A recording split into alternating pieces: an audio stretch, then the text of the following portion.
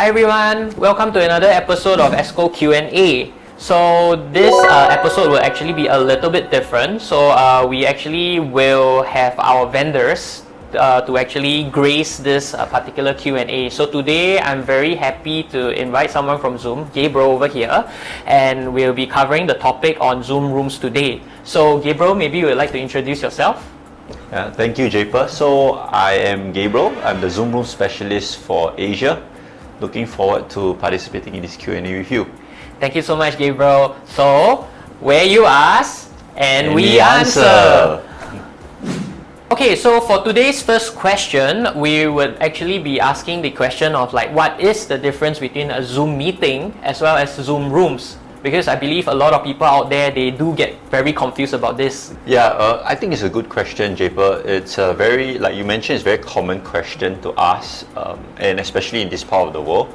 So the main thing about Zoom meetings and Zoom rooms is 3 points. The first point is a Zoom meeting is an individual user account, right? It's meant to tag to an individual user.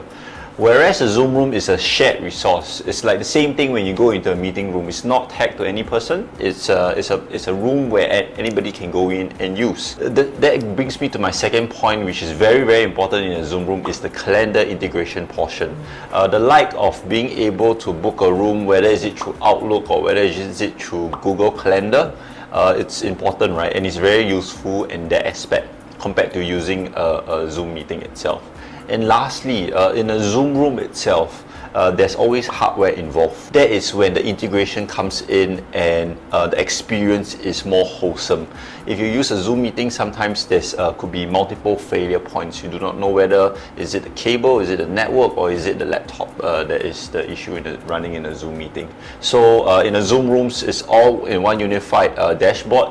The IT will be able to straight away identify which is the issue, if there is any, in the Zoom room setup itself. I see. Okay, that is some very good insight. So let's move on to our next question. So the next question is why Zoom room is ideal for your office space? Thank you, Japer. So I'll correct that question a bit. Okay. I don't think that the Zoom rooms is ideal for just the office space only. I think it opens up to outside the office as well. Then the likes of classroom style, broadcast studios, and so many different more. We have a lot of use cases around Zoom rooms, right? From the likes that I mentioned earlier around classrooms, you want to have that hybrid style setup where students may want to join remotely, not just in the class itself. How do you connect those students? That's one. Second is things like broadcasting studios, being able to bring people in, the interviewers from different parts of the world. How do you do so? Things like even outdoor event spaces where you want to change the scene, you just don't want to have it in a normal meeting room style setting. Or even the likes of having a branch where you don't need a large physical branch. What if you have remote ones where you just have someone that goes into a booth and start a meeting straight away with their customer service rep? So it's so many different use cases that we can tap onto with Zoom rooms as well. And why is all of that possible is because of the really rich features that we have in Zoom rooms. For example, multi-cameras, being able to connect up to 3 live video streams in different parts of the rooms, or even up to 3 displays that you can actually show different content so that it can help in productivity wise. Or even an NDI integration as well, which is music to the ears of broadcasters or even producers out there. Having things like digital signage where you'll be able to push out content on the fly, on the cloud. You don't have to physically plug in a USB stick to the TV. Wow. So, so many different things that features that I've just talked about, and it's just the tip of the iceberg, right? And another feature that I almost forgot that is always underrated, which is screen sharing. The likes of scrambling around. Every laptop now is different. If you come to a room itself and you want to share your screen, right? And if you don't have a HDMI port, what happens? You have a MacBook sitting right there. You start scrambling for a dongle and you take about 10-15 minutes just to set up a meeting. Imagine being able to come in and in less than a couple of seconds you are good to go and you can share your screen wirelessly. So it's these type of things that are really ideal for not only just the office environment, but really any types of use cases out there. Wow, that's really a lot of use cases. Of course, different scenarios. You are also talking about different scenarios, like things about the screen share. I really highly resonate with that because I've been to so many meetings, and it's like, yeah, you're right. If you don't have the right cables, it's a mad scramble. Everyone just goes around, and things like that. Yeah. But I believe, because you mentioned so many case studies, and I believe there should be a lot more. So, is there anywhere where there's like a directory, a repository where people can actually, just look and see, like, what other examples there are out there? Yeah. Definitely. I have not seen a platform like this that has that vast amount of information online. One of the places that you definitely should look into is called our Workspace Designer. Our Workspace Designer website, it gives you a vast range of different types of rooms, the different types of hardware that you need to integrate, of course, based on your recommendations. And we even have a specific industry use case on healthcare. Wow. How deploy a Zoom room in a hospital style setting, in a patient room. Sometimes the patient may be here, but their family, their loved ones may be overseas. How do they connect them virtually? And that is where we have that use case right in our Workspace Designer. So it's these type of things that are really ideal for not only just the office environment, but really any types of use cases out there.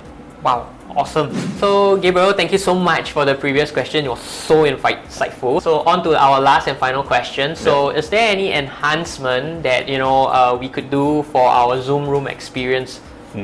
So I think there are 3 points to this, right? I think the first point is, as an IT person or as a decision maker itself, it's very important to understand the workflow of your users. How right from before they even enter the office, how are they coming into the office itself? I say, are welcoming them back, or are you still deciding how are they using Zoom in general, whether is it at home, whether is it in their office environment, whether it's in the room.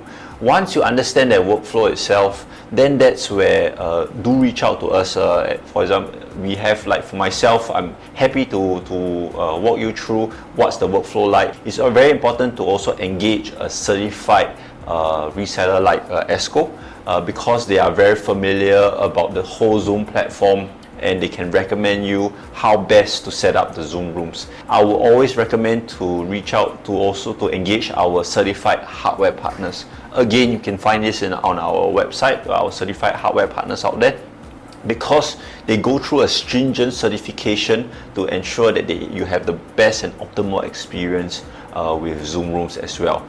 And lastly, we were just talking about this offline, no longer your experience should be tied down to just one collaboration tool. That's where the interoperability comes in with Zoom rooms. Whether is it joining a Microsoft Teams meeting, whether is it joining a Cisco WebEx meeting through a Zoom room, you'll be able to do all those, and that helps to elevate the experience, because then again, every customer, every partner is maybe using a different platform, right? And we want to still be able to communicate with all of them. Wow, okay, that's really a lot to take in. So Gabriel, thank you so much, for answering all the 3 questions that we have. So I mean, in closing, what do you have to share about everything that you have talked about? Because I mean, honestly speaking, you really covered a lot of stuff. It was a very comprehensive yet very summarized, of like what Zoom room actually is. I think, Japer, in summary itself, Zoom is more than just meetings itself, right? We are entire communication platform, from the likes of rooms to phone to events and to even contact center that is coming soon. So I'm very excited with the future of hybrid.